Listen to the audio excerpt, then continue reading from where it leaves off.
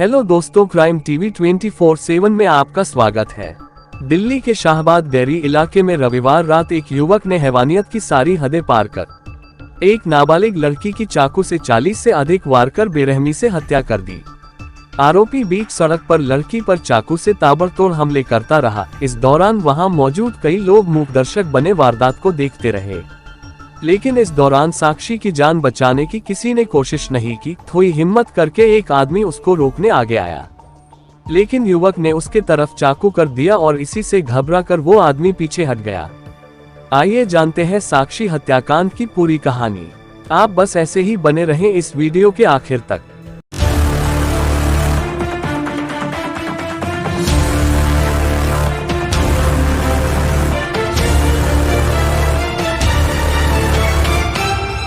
मोहम्मद साहिल खान एक 20 साल का लड़का है जो कि अपने परिवार के साथ दिल्ली में ही रहता है। साहिल एक अच्छे परिवार से आता है। उसके पिता एक जाने माने वेल्डर है, जबकि उसकी मां एक परचून की दुकान चलाती है और साहिल की 3 बहनें हैं। साहिल के परिवार के सभी लोग यहाँ तक कि साहिल सभी अपने अपने कामों में बिजी रहते हैं। और सबसे इंटरेस्टिंग बात है कि साहिल के खानदान में किसी का भी दूर दूर तक कोई क्रिमिनल रिकॉर्ड नहीं है।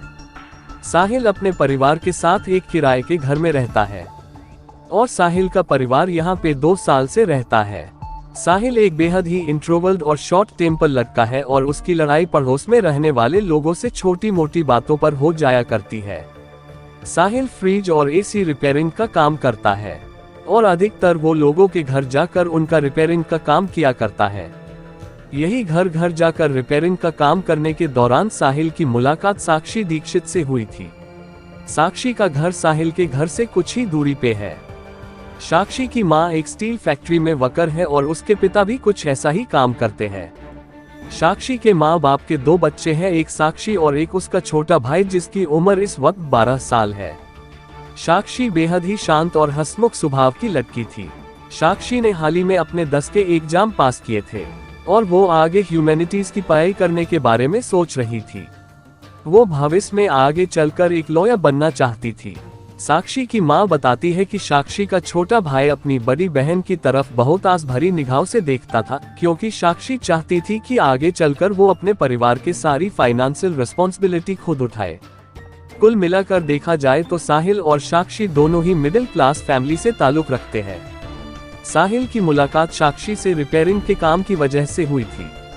धीरे धीरे यही मुलाकात अट्रैक्शन में बदल गई और यही अट्रैक्शन धीरे धीरे मोहब्बत में बदल गया। साहिल और साक्षी अक्सर एक दूसरे के साथ घूमने फिरने जाया करते थे और धीरे धीरे साहिल के साथ साक्षी अब बहुत ज्यादा कंफर्टेबल हो गई थी। वो इस हद तक साहिल पर विश्वास करने लगी थी कि उसने साहिल को अपने पिछली जिंदगी के बारे में सब कुछ बता दिया था। साक्षी ने साहिल को अपने पिछले बॉयफ्रेंड परवीन के बारे में भी बता दिया था। साक्षी ने साहिल को बताया था कि परवीन से उसका रिलेशनशिप बहुत ज्यादा सीरियस था। उसके रिलेशनशिप की सीरियसनेस का अंदाजा इसी बात से लगाया जा सकता है कि साक्षी के माँ बाप को भी परवीन और साक्षी के बारे में पता था, लेकिन परवीन और साक्षी के बीच में कुछ डिस्प्यूट हो गए थे। इसलिए साक्षी ने परवीन को छोड़ दिया था और कुछ वक्त बाद वो साहिल के साथ रिलेशन में आ गई। रिपोर्ट्स के अकॉर्डिंग साहिल और साक्षी का रिलेशनशिप पिछले 3 साल से चल रहा था। मतलब जिस वक्त इनका रिलेशनशिप शुरू हुआ होगा उस वक्त साक्षी की उम्र 13 साल रही होगी, वही साहिल 17 साल के आसपास रहा होगा और साहिल से पहले साक्षी के जिंदगी में परवीन था, यानी कि उस वक्त उसकी उम्र 11 या 12 साल रही होगी। और साक्षी ने परवीन के नाम का एक टैटू अपने हाथ पर गुदवा रखा था और जब ये सारी बातें साहिल के सामने आईं तो कहीं न कहीं उसके मन में इन सब बातों को लेकर एक इनसिक्योरिटी आ गई। हालांकि साक्षी के सामने उसने कुछ भी जाहिर नहीं किया और पहले की तरह वो दोनों अपने रिलेशनशिप को आगे चलाने लगे। लेकिन इसी साल अप्रैल की आखिर में साहिल को पता चला कि साक्षी और परवीन फिर से एक दूसरे से बातचीत करने लगे हैं, यानी कि वो दोनों एक दूसरे से चैट करने लगे थे और कभी कभी एक दूसरे से मिला भी करते थे। इन सारी बातों को जानकर साहिल साक्षी पर बहुत ज्यादा नाराज हुआ। तो इसके जवाब में साक्षी ने कहा कि देखो, घबराने वाली कोई बात नहीं है, परवीन बस उसका एक अच्छा दोस्त है, इससे ज्यादा उन दोनों के बीच कुछ भी नहीं है। लेकिन साहिल एक बेहद ही गुस्से वाला इंसान था, इसलिए उसका गुस्सा हर दिन के साथ बढ़ता ही जा रहा था। साक्षी को साहिल के गुस्से का अंदाजा था, क्योंकि साहिल बात बात पर मरने या मारने की बातें करने लगा था। इसलिए साक्षी ने उसके गुस्से से बचने के लिए उससे ब्रेकअप कर लिया। इस ब्रेकअप के बाद से ही साहिल को लगने लगा कि साक्षी और परवीन का कुछ न कुछ तो चल ही रहा है। इसी वजह से साक्षी ने मुझको छोड़ दिया है। साहिल के अंदर एक बदले की आग जलने लगी। अक्सर साहिल साक्षी को धमकाया करता था कि तुम फिर से पैचअप कर लो, नहीं तो मैं ये कर दूंगा वो कर दूंगा, और सच में उसकी सारी बातें अब साक्षी को डराने लगी थी। इसी डर के कारण साक्षी ने अपनी सहेली आरती और नीतू को सारी बात बताई और उनसे साहिल से पीछा छुड़ाने में उनकी मदद मांगी। तो उसकी फ्रेंड आरती उसको जबरो नाम के एक लोकल गुंडे से मिलवाती है, जिसका असल नाम अजय है। हम सब जानते हैं कि ऐसी सोसाइटी जहां पर लोअर क्लास या फिर लोअर मिडिल क्लास के लोग रहते हैं, वहां पर कुछ तड़पुंजे मवाली भी रहते हैं, जो खुद को एक बहुत बड़ा गुंडा या फिर डॉन समझते हैं। जबरू भी उन्हीं मवालियों में से एक है। जबरू साहबा देरी की जेजे कॉलोनी में रहता है। मीडिया को दिए अपने इंटरव्यू में जबरू ने बताया कि वो साक्षी से पहले कभी नहीं मिला था। वो साक्षी से उसी दिन मिला था जिस दिन उसको साहिल को समझाना था।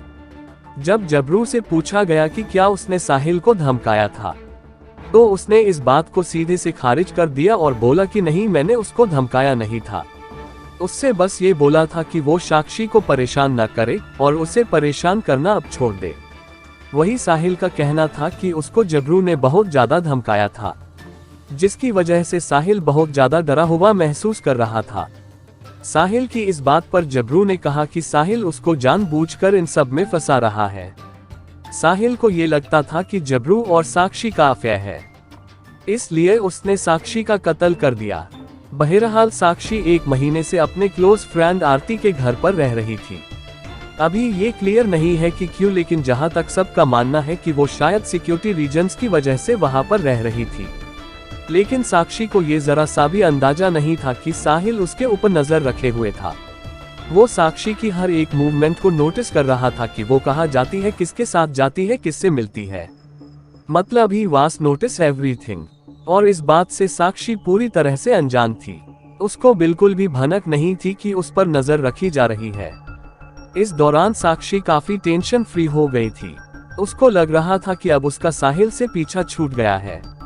इसलिए 28 मई की रात को साक्षी अपने सहेली आरती के साथ अपने किसी दूसरी दोस्त का बर्थडे सेलिब्रेट करने के लिए मार्केट में कुछ खरीदारी करने आई थी, और वहीं पर साहिल उसका वेट कर रहा था, क्योंकि साहिल को पता था कि वो किस वक्त पर किस जगह जाती है।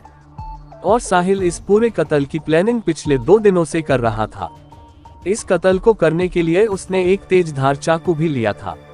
जब साक्षी और आरती मार्केट पहुंचे तब आरती अपने दूसरी सहेली नीतू को लेने के लिए सड़क पार करके दूसरी तरफ चली गई, और साक्षी सड़क के इस तरफ अकेले खड़ी रही। उसके इसी अकेलेपन का फायदा उठाकर साहिल साक्षी की तरफ आया और उसका हाथ पकड़कर उसको एक खंबे की तरफ ले गया। वहां पर उन दोनों में खूब तू में होने लगी, और अचानक ही अगले ही मिनट साहिल ने उस तेज धार चाकू से साक्षी पर ताबड़तोड़ वार करने शुरू कर दिए। साहिल को साक्षी पर वार करते हुए सब लोग देख रहे थे, लेकिन किसी की भी हिम्मत नहीं हुई उसको रोकने की। थोड़ी हिम्मत करके एक आदमी उसको रोकने आगे आया, लेकिन साहिल ने उसके तरफ चाकू कर दिया और इसी से घबराकर वो आदमी पीछे हट गया। साक्षी को मारने के बाद साहिल आराम से पैदल चलकर वहां से चला गया और उसको रोकने की किसी की भी हिम्मत नहीं हुई। ये सारा वाकया वही रोड पर लगे सीसीटीवी कैमरे में कैद हो गया, और यही फुटेज इस केस में एक बहुत बड़ा सबूत साबित हुई। साहिल ये कत्ल करने के बाद उसी एरिया में आधे घंटे तक घूमता रहा, और थोड़ी देर बाद वो एक पार्क में जाकर बैठ गया। फिर उसको ख्याल आया कि अब बहुत देर हो गई है, उसको घर निकल जाना चाहिए। लेकिन घर जाते वक्त उसने सोचा कि पुलिस उसको ढूंढते हुए सीधे उसके घर पहुंचेगी, इसलिए पुलिस से बचने के लिए वो अपने खाला के घर चला गया, जो कि उत्तर प्रदेश के बुलंदशहर में रहती है। और जाते जाते उसने अपना मोबाइल भी स्विच ऑफ कर दिया, जिससे कि पुलिस उसे ट्रैक न कर सके। जब वो अचानक अपनी खाला के घर पहुंचा तो उसकी खाला ने पूछा कि वो अचानक कैसे उनके यहाँ आ गया है। तो इसके जवाब में साहिल ने कहा कि वो यहाँ पर किसी काम से आया था, और उसने सोचा कि खाला से मिले हुए बहुत दिन हो गए हैं, इसलिए वो मिलने चला आया। अगले ही दिन पुलिस ने साहिल को उसके खाला के घर से धर दबोचा और उसको दिल्ली की रोहिणी कोर्ट में पेश किया। कोर्ट ने साहिल को 2 दिन की पुलिस रिमांड पर भेज दिया। इन्वेस्टिगेशन में पता चला कि साहिल ने मर्डर में इस्तेमाल किया चाकू हरिद्वार से 10-15 दिन पहले खरीदा था और उसने ये चाकू अपने दोस्तों को शो ऑफ करने के लिए खरीदा था। लेकिन जब उसने मर्डर का प्लान बनाया तब उसने इस चाकू को मर्डर में इस्तेमाल करने का सोचा और फिर उसने ये सारा कांड कर दिया। साक्षी के पिता का कहना कि उनको साक्षी और साहिल के अफेयर के बारे में पता था, इसलिए उन्होंने साक्षी को कई बार समझाया था कि वो इन सब से दूर रहें और अपने पढ़ाई पर फोकस करें। उसके पिता का कहना है कि अगर मैंने उसको अच्छे से समझाया होता तो शायद आज मेरी बेटी जिंदा होती। और वहीं साक्षी की मां का कहना है कि एक बार साक्षी ने उनसे कहा था कि घर में अगर बिजली का कोई सामान खराब हो जाए तो वो एक लड़के को जानती है जो फ्री में उनके सामान की रिपेयरिंग कर देगा। इस बात पर साक्षी की मां को थोड़ा शक हुआ था, लेकिन उन्होंने उसको कुछ नहीं कहा। साक्षी की मां अदालत से मांग कर रही है कि साहिल को कैपिटल पनिशमेंट दी जाए, यानी कि उसको सजाए मौत दी जाए। यदि आप कुछ कहना चाहते हैं तो कमेंट बॉक्स में जरूर कहें। अगर आपके अंदर भी वो डिटेक्टिव है जिसे ट्रू क्राइम केसेज पसंद है तो ऐसी ही और भी वीडियोस के लिए इस चैनल को सब्सक्राइब करें और वीडियो को लाइक शेयर करना न भूले। अब मिलते हैं नेक्स्ट वीडियो में, तब तक के लिए बाय।